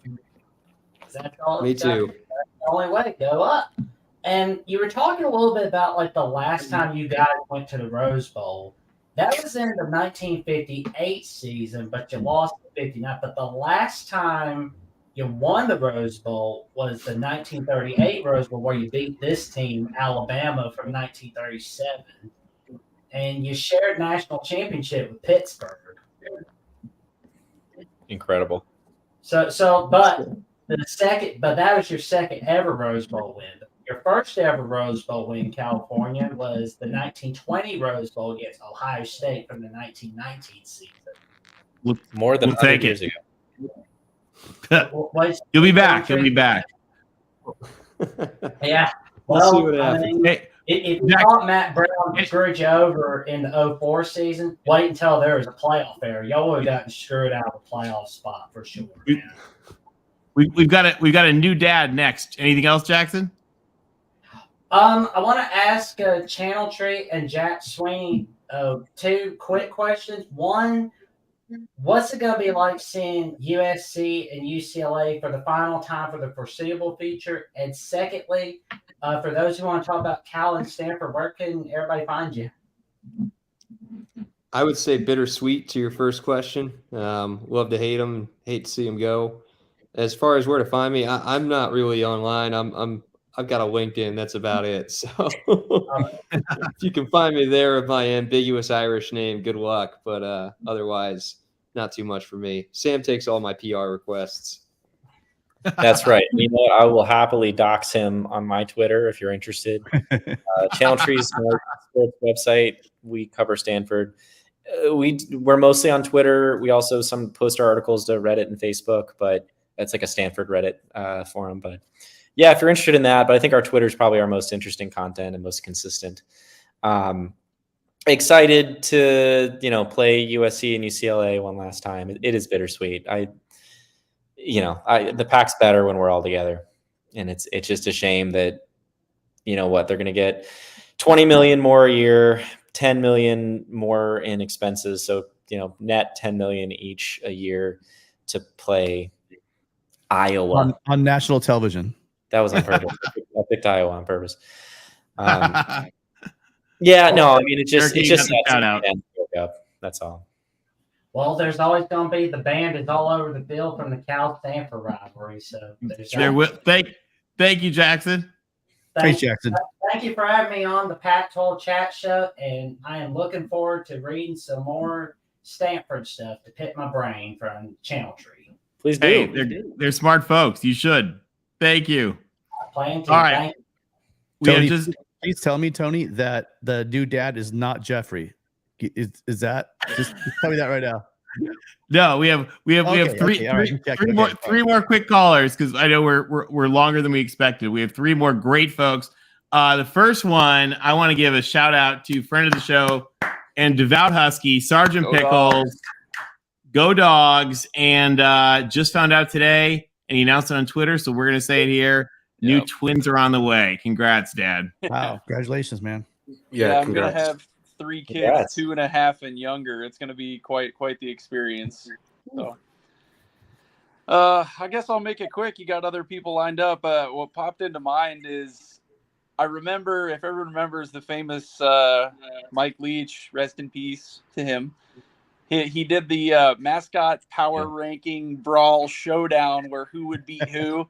And he concluded that he couldn't make a decision because the Sun Devils may have mystical powers, but he think Butch the Cougar might have a good shot against either of the Bear teams. I want your guys' breakdown on that.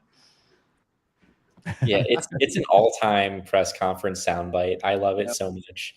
I actually, when I was you can probably Google this, but when I was at Stanford, I did a similar list, but not by who would win in a fight, but by which mascots were like the horniest or the most sexually viable. So if you're interested, that's probably on the internet somewhere, haunting my future job opportunities. I don't know if I want to explain that search history. Yeah, it's totally fair. Private mode. I feel like Wilma would be up there. Yeah, I think I made the same threesome comment now that I think about it that I did here today. But to answer your question, I think people really underestimate the size of like a fully grown grizzly bear. I mean, those things are massive and powerful. Those paws can knock some stuff up, and they can climb trees, which is why I'm not giving it to me. Now, if this is the Lord of the Rings universe where a tree could be an ent, I'd give myself a little bit more credit. You're a smart guy. I'm going to have a bone to pick with you. Grizzly bears can't climb trees. Black bears can. Grizzly bears can't climb trees? Nope. I've been lied to this whole time. You have? Come on. You're a smart guy. Allegedly. All right. I faked my way on to Stanford admission through the sailing team. So All good. I never went to college. I just know random facts that help me in pub trivia. that's great. Well, good for me to know. Well, then I take it back. Tree wins every time. Well, and I might have once photoshopped OSKI and Joe Bruin into the Cocaine Bear movie poster. You did do that. I did do that. Well, you got to pick between the two though, based on vibes alone. Which bear takes the crown then? Actually, I'm sorry. I just Googled, can grizzly bears climb trees? And az-animals.com says, yes, grizzly bears can climb trees. So it's up for debate now. I'm back Up for debate. Now, Maybe that's just the common knowledge hiking thing I was lied to about. Made me feel better about hiking in Montana. Yeah, it's scary. But yeah, I'd give it to the bear. What do you think, Jack? I would give it to Cal. I mean, I think for No, it's those the Bruin. UCLA's bear, to be clear. I'm not picking. Yeah, but it's a SoCal bear versus NorCal bear. You got to pick. That's tough.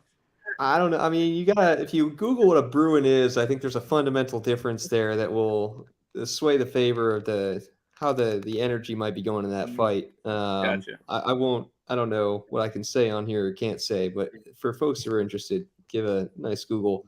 As far as overall who would win, I might put money on Swoop. I mean, something that can fly is pretty advantageous, I would think, and I would give my money on an eagle over a duck just about any day. But I think the Sun Devil was an interesting toss-up that Mike put out there. So holding that outside, I might put my money to Utah on that one. That's a good shot. Funny enough, Go the Ducks I think are dead last by any measure. Yep. Ralphie could be a battering ram. I could see that one working maybe if you get first charge in. That's about it. Yeah, actually, we're kind of sleeping on Ralphie, but on Grizzly over Ralphie. Yeah, Ralphie's a force to be reckoned with. Oh, too funny. All right, guys. Hey. Well, I'll leave you Great to question. it. I know there's other people, but good talking to you. Go Dogs. Congratulations. Go Dogs. Thank you. I'll need the Congrats, sleep. Pickles. You're gonna need a lot of sleep for several years. Very much so. Talk to you guys Thanks, later. Sergeant Pickles. All right, next up we got Will ND. Notre Dame fan. While we've got Will here, you got to give us your scoop on the Irish. Jack, you're more Irish than me. You should answer first. Oh gosh, I mean, so I went to Notre Dame for the first time last season when Cal played Notre Dame at Notre Dame. Oh yeah, we snuck away with that one. Did sneak away. I would say, I will say in terms of fan bases, interesting crowd, but they did have some of my favorite T-shirts ever. I saw, it might have actually been Cal fans at Notre Dame, but actually no, it was a Notre Dame fan. They had made sexy OSKI T-shirts, and it was like OSKI's head on like a cheerleader, like a cartoon cheerleader. I didn't get myself one of those shirts, but it was definitely one of my favorite things I had seen. Apparently they did that for like whatever team would come to visit. They'd kind of do something funny like that each time. Mm-hmm. And hold on, right before we get to Will's question, who Will's a friend of the show, he'll forgive us for this. I thought this was a great question from the chat for you guys, from Gixxer Squid, wondering which stadium is actually the best accommodations for you guys. Like which stadium treats you guys the best? I don't know if anywhere, this might sound like a hot take. I don't know if anywhere treats you well. I think you kind of just find yourself a supply closet or something. It's usually pretty trashy. It's worst at Cal or vice versa at Stanford, because for big game after like I think 20 years ago, some rugby player like tackled the tree. They both had to go to the hospital. They don't let us out for the last 5 minutes of the game, so they like lock us up in a room. So it's I'd say pretty bad all around. But shout out to Kansas State. They put me in a room with a lot of cool merch, and I put it in my tree's mouth, and I went home with it. Allegedly. Allegedly. Will, welcome to the show. You are on with OSKI in the tree. So I have to ask OSKI this. Were you there when Sonny Dykes was at Cal, Jack? I was for all 4 of my years were Sonny's years, yeah. So what were your thoughts on Sonny making it to the playoff? Like, were you happy for Sonny? Were you like, why couldn't you do better at Cal? Yeah, definitely a little bitter in the sense of like there was some jealousy for sure. He seemed to figure it out in one season right away at TCU. I was happy to see him do well. I mean, I think we were happy with where our program was in terms of coaching right now, and I had no bad blood for who Sonny was as a coach and everything he did.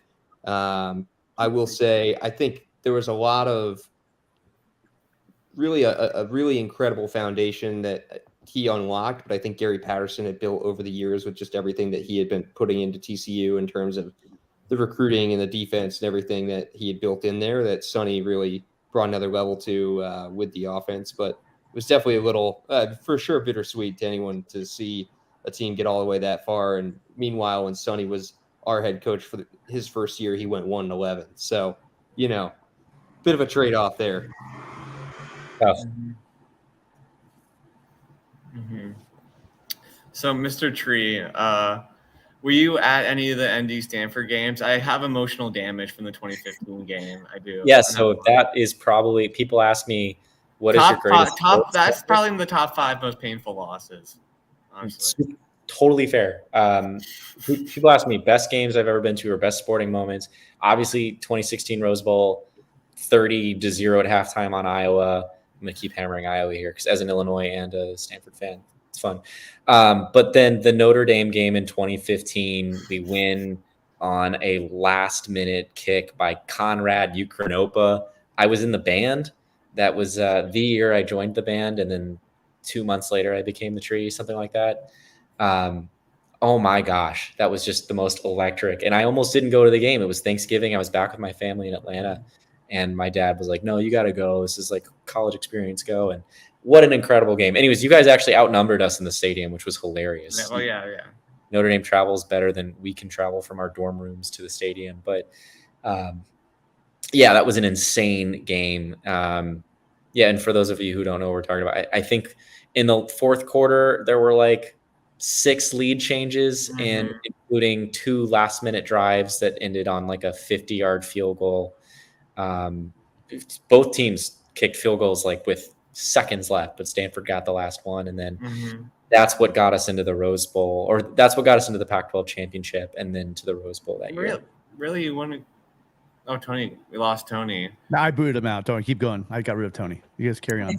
I mean, I don't know. That was the most talented Notre Dame team I think I've seen. The coaching was bad on the defensive side, so like he like made us tear our hair out like watching his defensive play calling. But I mean, that Stanford team was also very good. Like I'm not saying that's the best Stanford team I've ever seen. You know, we didn't lose to a bad team, but it's just like the amount of talent on that team. There's so many of those guys are in the NFL, and I mean, to be fair, we did have a backup quarterback that year, Malik.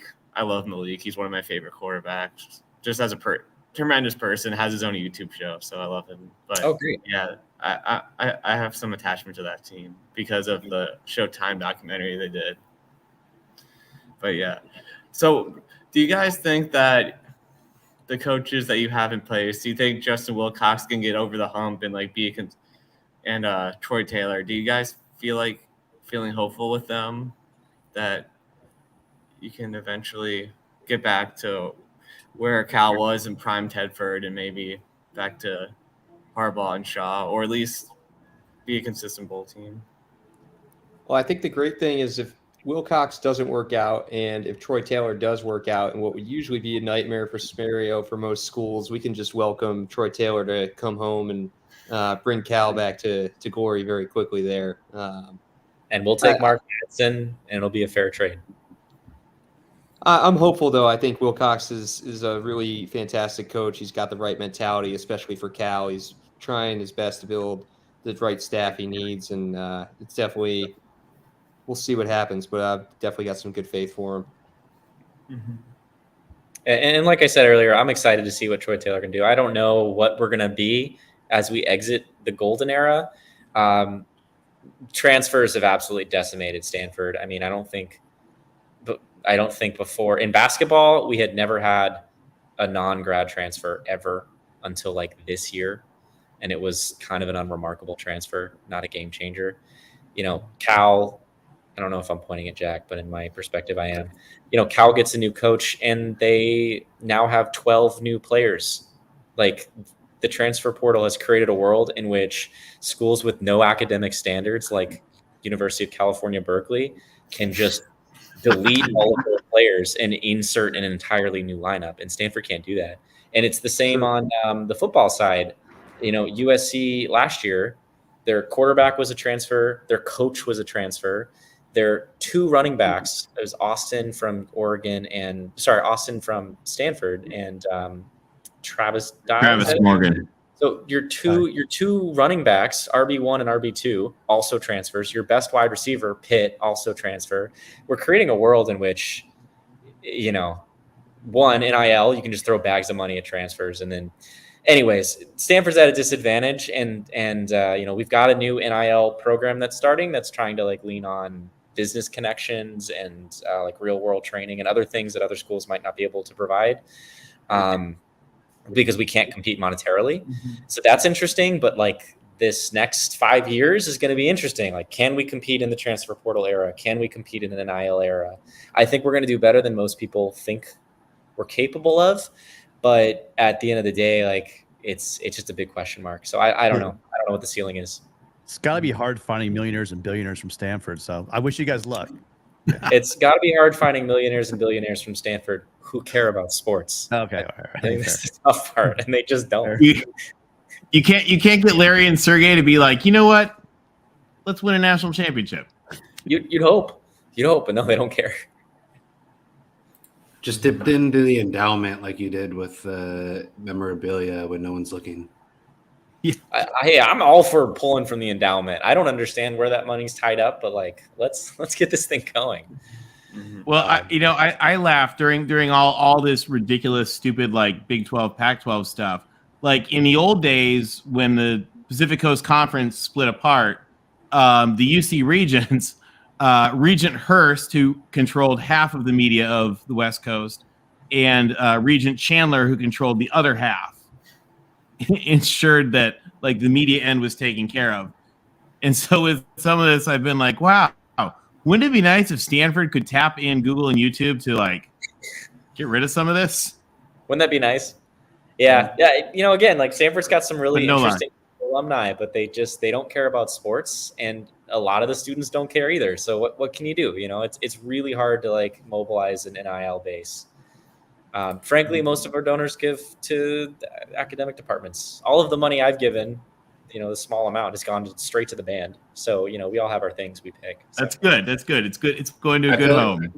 I feel like there's some, and I don't remember the specifics, but there's like some Andrew Luck story, right? About how he's like walking on campus, like either like Saturday morning or it's like, maybe it's like Sunday afternoon or something. And he like sees someone, he's like on his way to study or whatever. And like some guy doesn't know, like have any idea who he is. And it's like, oh, what'd you do yesterday? And it's like, some huge like game they had.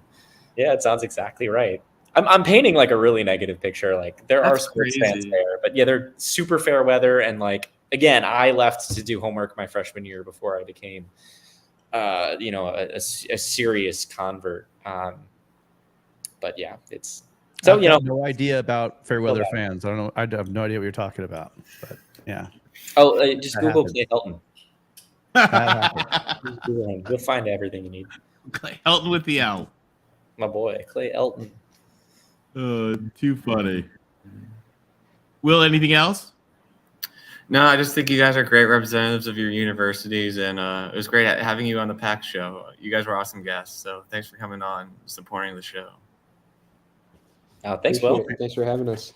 Yeah, as a parting story, we played Notre Dame in women's basketball my last year as Tree, like last week as Tree, and I painted on my butt Rudy was only okay, and then like 2 stars, and I just like I would moon Notre Dame fans. It was like the angriest I've ever seen them. That's great. Yeah, that's great. That's great. It's funny. We have one more question here from another friend of the show, Jeffrey. We'll just bring him in anyway. Hold Jeffrey, on, we need to move something you're out. not waiting a child, are you? Well, I'm going to put you in the back room. You don't Okay, go ahead. Jeffrey, you are on. You are our last questioner here. You are we're keeping him over. You're on with Jack and the Tree. Yeah, it's great to be on. I will have to say one thing though, real quick, Tim and Tony. It's kind of nice that the Pac-12 chat show, we're talking about Cal and Stanford. It's not just USC. so that's kind of nice. And I will say one more thing. One more joke, and then we'll actually get to the serious stuff. Cal Stanford last year should not have been on the Pac-12 network. I couldn't watch the game, man, the play. It's like I wanted the anniversary of the play. They're going to put that game on the Pac-12 network. I'm like, I can't even watch it. It was terrible. That was a travesty. But on a serious note, I guess first for you, Jack, talking about, Justin Wilcox. I know a lot of people, when he was hired at Cal back in 2017, thought that he was going to work out, really well, that Cal was going to get it turned around, back in the era that, the Tedford era with, Aaron Rodgers, all that kind of stuff. They had a decent moment with Jared Goff, but wasn't great either. Do you think that Justin Wilcox can fix it? I know this has already been asked, but I mean, do you honestly think in your mind that he will fix it, or will he get fired at the end of the day? Yeah, I mean, I'm probably the wrong person to ask this because I tend to be a bit of an eternal optimist. But I mean, I've met Justin. I've been lucky to meet him a couple times here and there, and had some conversations with him. And I think he is the right guy for the job. I think Berkeley's a tough place to be successful as a coach for like Sam kind of mentioned. I mean, we have the same problem with a lack of student support. There's not a huge academic faculty support. A lot of them would rather we kind of disband the athletic program and put the money into research, since it does so much for the school and just the recognition there. Let alone, I think the academic standards for both schools are pretty hard to get students in, and really just the city of Berkeley, I think, especially during the COVID years, was especially difficult, and I think hamstrung a lot of the early progress that we were kind of making, set us back to square one. So I do think Justin is the guy to figure it out. I think he's been doing a lot of good stuff, but I think it's not necessarily a school where it's super easy to pull things together overnight compared to some other places where there might be a little bit more of a favorable climate there. Yeah, that makes sense, 100%. Yeah, Erica's comment is classic. What is Indiana's mascot look like? I saw the bison comment. It's like that was in the '60s. They don't have a mascot, so you guys would not be able to be at Indiana if you wanted to be, the mascot. Which I think that's really cool that both of you guys are. It's awesome. To you, Mr. Tree, I think talking about Stanford, you got obviously Troy Taylor. Were you surprised they hired him? Or were you expecting someone else to get hired, besides like who did you think they would hire versus him? And, were you surprised he was hired? I was wary, because you're hiring a Cal coach that could potentially try to jump ship to a program that's near and dear to his heart. Really, what's tough about hiring a coach at Stanford is like if they have success and they're a revenue sport, chances are they'll go to a bigger program. Right. That's just the reality of it. Non-revenue sports, you can enjoy a nice lifestyle in, expensive Palo Alto and have a recruiting edge over other schools. But revenue sports, you might as well go to Michigan and be Jim Harbaugh or go to the Niners, whatever. So I was wary. I thought Jason Garrett was going to get it. He interviewed for the job and he was so aggressively mid for the Cowboys. I was like, this is right up. This is David Shaw part 2. I was ready for it. I was bracing for it. And I think we lowballed him. And he said, no, I think that's what happened. That's what my sources said. But my sources aren't as good as Tony's, who knows everything somehow. Do you think that if the transfer portal, hadn't got crazy like it is now and NIL hadn't got crazy like it is now, do you think that David Shaw would have, basically continued coaching Stanford for a lot longer, maybe been able to retire? Do you think that he would have gotten fired anyway? Eventually, I think like 2 or 3 wins a year were probably due to like transfer issues or NIL, maybe. So like I could see David Shaw. I think he got complacent at the end of the day, and to me the proof is in Troy Taylor, and I said unproven because he hasn't coached a Power 5 job, and that's just that's a jump, it's a risk, right? But he's gotten so many recruits for us and made us nationally relevant for the 2024 season, and he did it all in like 2 weeks. And we're beating out Auburn and UCLA, and we're not beating out Bama or Ohio State, but we're beating out like significant, interesting college football programs.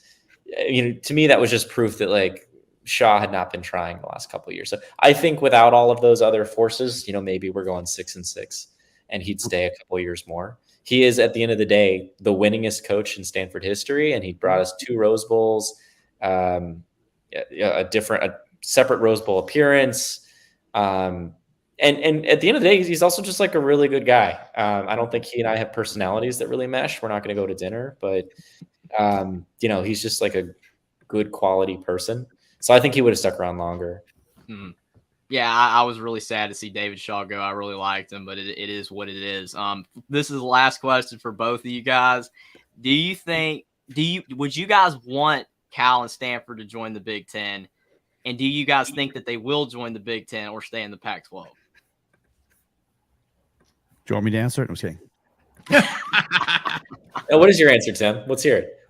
I think that of all schools, Stanford and Cal would absolutely fit in the Big Ten, just what the Big Ten is, and what the Pac-12 might have used to be. And I think now that UCLA has moved over, USC's moved over, it just seems like almost Cal and Stanford now seem like they're fish out of water. No, Washington's there too, but I think there's a lot of great athletics, obviously at Stanford and at Cal, and especially the non-revenue sports you talked about. And academics obviously would fit in very well in the Big Ten. And I think that both schools might jump in the situation because it is the Big Ten.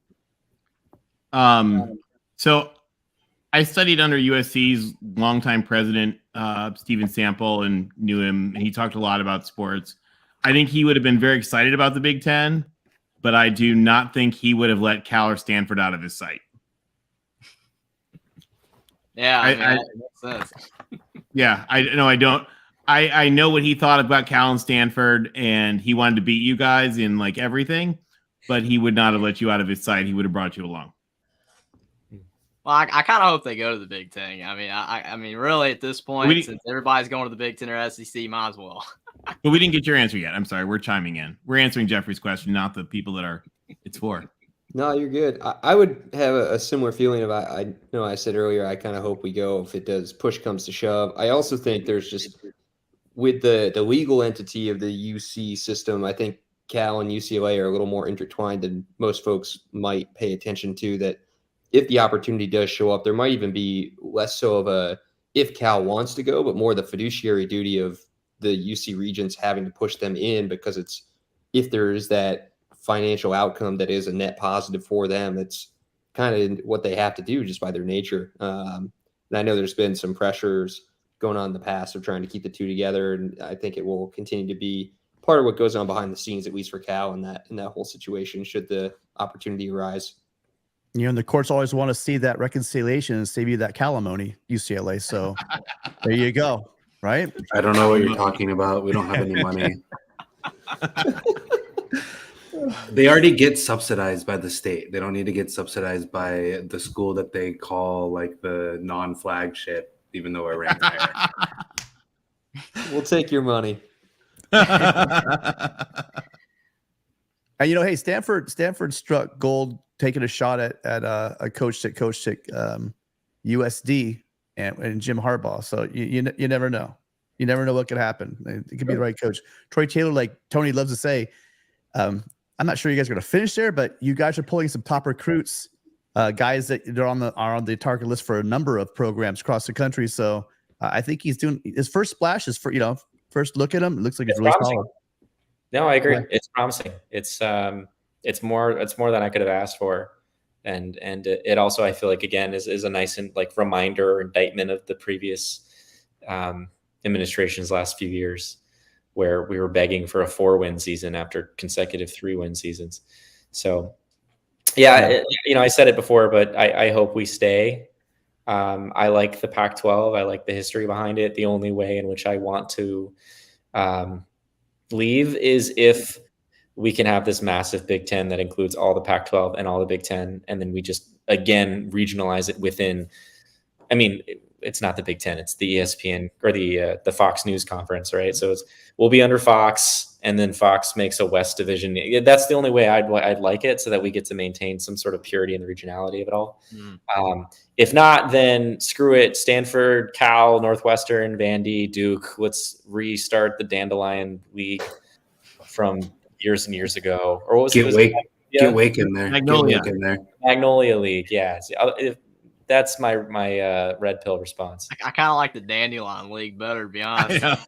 It's better. I agree. It's better. You know what? I feel like with how the Pac-12 presidents have managed this media rights, we might as well be the Dandelion League.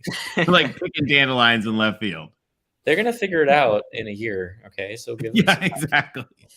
They got time. Who knows? Maybe they'll have it figured out this week. Hey, guys, we have gone way over. I want to give an absolute huge thank you to Jack and to Sam. We've got OSKI. We've got the tree. This was a lot of fun, and this was really special. I think everybody here watching tonight got a really great feel for the schools, and we are honored to have you guys. Thank you for joining us. Thank you for having this. This was fantastic. Yeah, super fun. You made us feel far more important than we deserve. And this is a long time coming. We've been promising to get on here for a couple months now, and school made it really difficult. We were taking shifts as MIT's Tim the Beaver, and that just. Wait, did you ever see Tim? Did you ever meet the Tim the Beaver? Oh, we did it a couple times actually. Oh, you did it a couple times. Just for together on it. It's a hilariously lower key. Okay. I believe it. We've been busy, so thanks for accommodating us and getting us in here.